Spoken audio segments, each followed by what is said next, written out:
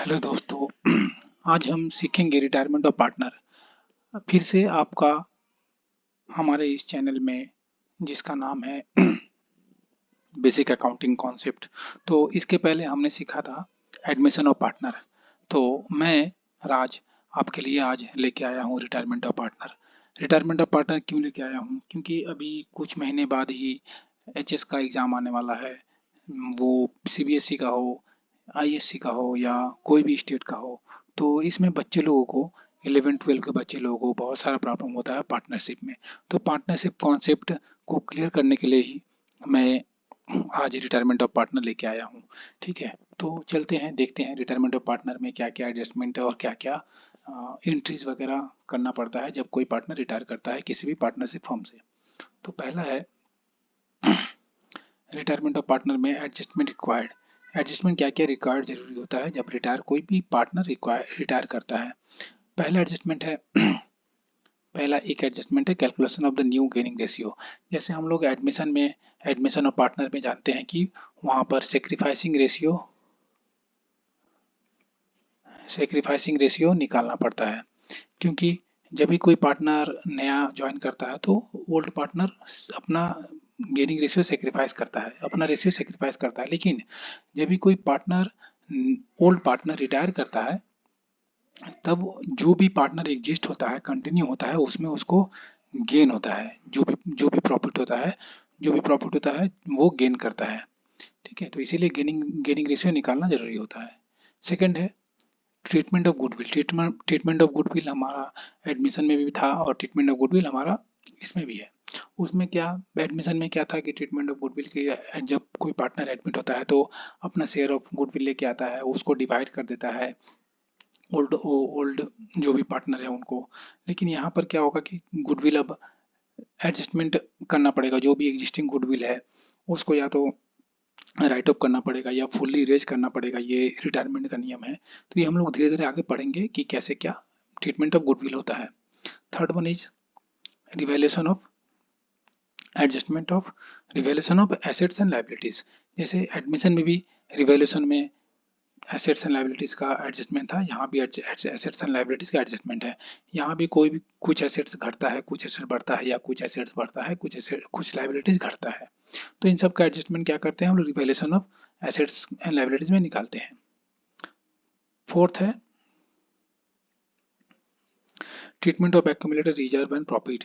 उसमें भी एडमिशन में भी हम लोग treatment of reserve surplus and accumulated profit था, उसको हम लोग ओल्ड पार्टनर जो थे अपने एग्जिस्टिंग रेशियो में बांट लिए थे। और यहाँ भी जो भी रिजर्व एंड सरप्लस रहेगा, जब कोई भी पार्टनर रिटायर करेगा तो उसको ओल्ड ओल्ड रेशियो में ही वो लोग बांट लेंगे और उनको जो भी एग्रीमेंट रहेगा उस एग्रीमेंट के हिसाब से ट्रांसफर कर लेंगे अपना। फिफ्थ है method of payment of retiring partner. Retiring partner को क्या क्या पेमेंट करना है, कैसे कैसे पेमेंट करना है, वो सब भी कैलकुलेशन करना पड़ता है। वो धीरे धीरे हम लोग बाद में सीखेंगे नेक्स्ट स्टेप पे। और सिक्स्थ है adjustment of the capital account. Capital account का एडजस्टमेंट क्या होता है, कैपिटल अकाउंट में क्या क्या एडजस्ट करना पड़ता है, कब कब डेबिट करेंगे कैपिटल अकाउंट, कब क्रेडिट करेंगे कैपिटल अकाउंट को, पार्टनर्स का कौन सा पार्टनर का कंटिन्यूइंग पार्टनर का कैपिटल को डेबिट करेंगे या क्रेडिट करेंगे, या जो भी रिटायर करता है पार्टनर को उसका डेबिट या क्रेडिट करेंगे, वो सब हम सीखेंगे नेक्स्ट स्टेप में। ठीक है, तो ये हुआ हमारा पार्टनर का adjustment of part required at the time of retirement of partner. Second है, सेकंड में चलते हैं, देखते हैं क्या है। सेकंड में हम लोग देख पा रहे हैं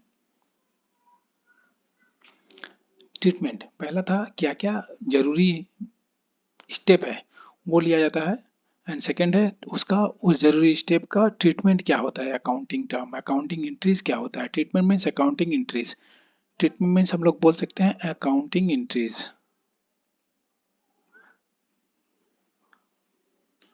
ठीक है, तो पहला अकाउंटिंग एंट्रीज हम लोग ये देख सकते हैं, out of the additional fund brought by the continuing partner. अगर कोई पार्टनर रिटायर कर रहा है तब उसका पेमेंट जो भी शेयर ऑफ प्रॉफिट हुआ, जो भी गेनिंग, जो भी उसका गेन है, उसका प्रॉफिट है, रिजर्व सरप्लस है, सब कुछ उसको पेमेंट करना पड़ेगा क्योंकि वो रिटायर करके जा रहा है। उसके लिए फंड का जरूरत है। अगर फंड नहीं रहेगा तब बाहर से ओल्ड जो कंटिन्यूइंग पार्टनर है वो बाहर से फंड लेके आते हैं, अपना जो भी है फंड लेके आते हैं, फंड ब्रॉट।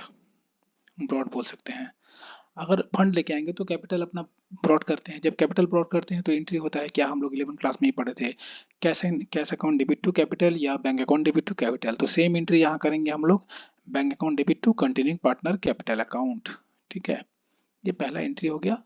अगर वो कंटिन्यूइंग और रिटायरिंग पार्टनर को पेमेंट करने के लिए कोई कैपिटल लेके आता है कंटिन्यूइंग पार्टनर, तो bank account debit to continuing partner capital account कर देंगे।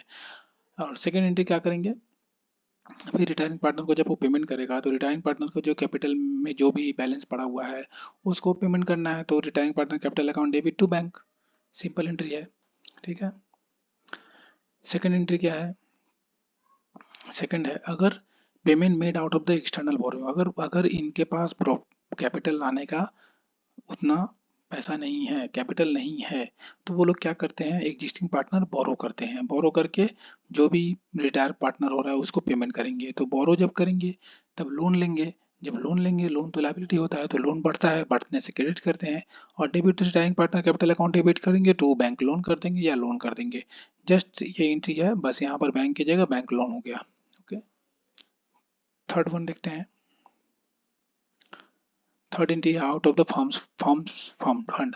अगर फॉर्म के पास बैलेंस है, फॉर्म के पास बैलेंस है तो डायरेक्ट एंट्री कर देंगे, retiring partner capital account debit to bank, और कुछ करना नहीं है। ये और ये एंट्री सेम हो गया। अगर अगर कोई जरूरी नहीं है कि बाहर से भी फंड बोरो करे या बाहर से कैपिटल को ब्रॉड करे, जरूरी नहीं है। तो ये दोनों जब नहीं होगा तो कोई एक होगा, ये होगा। ठीक है, तो ये तो मैंडेटरी है, होना ही है, चाहे ऊपर का 1 and 2 हो। 3 इज मैंडेटरी एंट्री।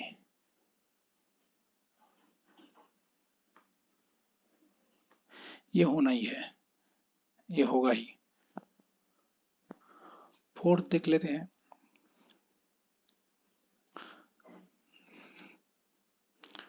अगर फोर्थ में क्या बोल रहा है, purchase of retiring partner share by continuing partner. अगर कंटिन्यूइंग पार्टनर रिटायरिंग पार्टनर का परचेज शेयर को परचेज कर रहे हैं तो रिटायरिंग पार्टनर कैपिटल अकाउंट को तो क्रेडिट करना ही अल्टीमेटली, क्योंकि वो चला जा रहा है, डेबिट करना ही अल्टीमेटली क्योंकि वो चला जा रहा है। और उसका शेयर जब बोरो कर रहा है तो कंटिन्यूइंग पार्टनर अपना कैपिटल अकाउंट को क्रेडिट करके उसको डिवाइड कर लेंगे। फिफ्थ है for transferring to retiring partners loan account. अगर रिटायरिंग पार्टनर का लोन अकाउंट है और उसको ट्रांसफर कर रहा है, same retiring partner capital account debit to retiring partners loan account. बस यहाँ पर कंटिन्यूइंग पार्टनर कैपिटल अकाउंट जगह रिटायरिंग पार्टनर लोन अकाउंट हो गया, उसका लोन अकाउंट ट्रांसफर कर ले रहा है। किसमें का ट्रांसफर कर रहा है, रिटायरिंग पार्टनर कैपिटल अकाउंट में ही। Fifth entry and six entry क्या है, for part payment to the retiring partner. अगर रिटायरिंग पार्टनर हम बोल रहे हैं नहीं, आप कहीं से भी बोरो लेके आइए, कुछ भी कीजिए, कैपिटल ब्रॉड कीजिए, उसके लिए टाइम लगेगा, लेकिन मुझे अभी पैसा चाहिए, कम से कम 50% दे दीजिए मुझे पैसा। तो उसके लिए क्या एंट्री करेंगे, मान लीजिए उसका रिटायरिंग पार्टनर का 10 लाख रुपया शेयर है जो भी उसको मिलने वाला है। तो एंट्री क्या करेंगे, retiring partner capital account debit 10 lakh to bank 5 lakh जब पेमेंट करेंगे, and to loan account 5 lakh. मतलब रिटायरिंग पार्टनर के नाम पे लोन अकाउंट 5 लाख रुपए खड़ा कर देंगे, उसका कैपिटल अकाउंट को पूरा पूरा 10 लाख से डेबिट कर देंगे, खत्म कर देंगे। बैंक से उसका 5 लाख से पेमेंट कर देंगे, and retiring partner loan account के से 5 लाख रुपया उसको खड़ा कर देंगे। जब जब जब फंड आएगा, जब कैपिटल आएगा या बोरो करके आएगा, तब फंड फिर पेमेंट हो जाएगा retiring partner loan account debit to bank. ठीक है।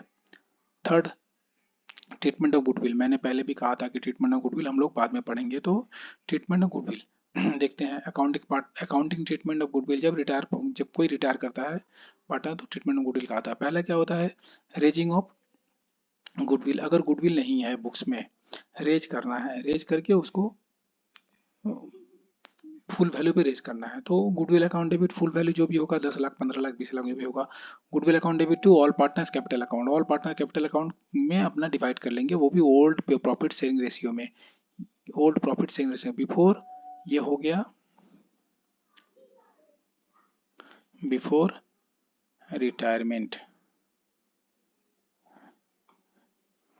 ये एंट्री समझ लीजिए। And second one is for raising and subsequently return of. और सेकेंड वन बोल रहा है कि रेज भी कर रहा है एंड उसको रिटर्न ऑफ भी कर दे रहा है गुडविल को। तो रेज जो कर रहा है, रेज का तो सेम एंट्री होगा, goodwill account debit to all partners capital account old sharing profit ratio. And second, जब रिटर्न ऑफ कर रहा है तो कंटिन्यूइंग पार्टनर रिटर्न ऑफ करेगा, तो continuing partner capital account debit to goodwill in new profit sharing ratio, new profit sharing ratio हो गया। Easy है। जब रेज करेंगे तो goodwill account debit to old partner capital account या all partner capital account in old profit sharing ratio. And जब उसको right up करेंगे तो राइट अप तो ये आफ्टर रिटायरमेंट होगा, ये एंट्री।